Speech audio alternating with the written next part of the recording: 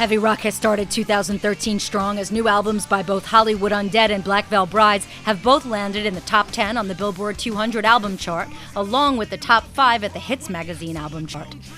Hollywood Undead's new album, Notes from the Underground, sold just over 55,000 to come in at number 2 on both charts, and Black Veil Bride's Wretched and Divine, the Story of the Wild One, sold just over 47,000 copies.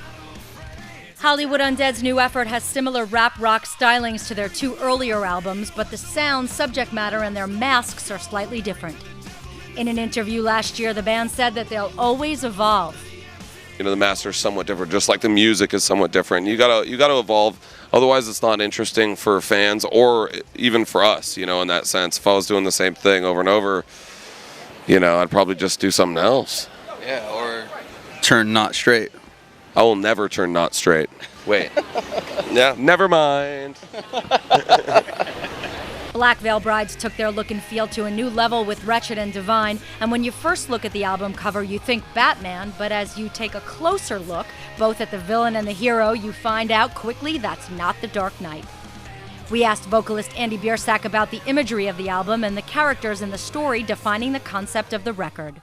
Well, you know, obviously I have a deep love of comic books and visual media and stuff like that, and obviously I'm a very noted Batman fan, but I think that more than anything, we wanted to show both of the characters have horns. You know, both the positive and negative characters, the hero and the villain, are both have horns. And Wretched and Divine, the idea that it's very ambiguous what the good and evil part of this is, and that I really enjoy, because I always like stories where you can empathize with the villain in some way, or you can see the different sides. And in this, we have a story where there's this kind of government's, church, you know, all-encompassing thing that kind of took over society, and in an attempt to unite people, and then obviously, like all things, will turn dark and terrible, and now you're down the line, you know, say 100 years or something, and it's literally just people living in cages and being force-fed, you know, their news through a loudspeaker and everything else. And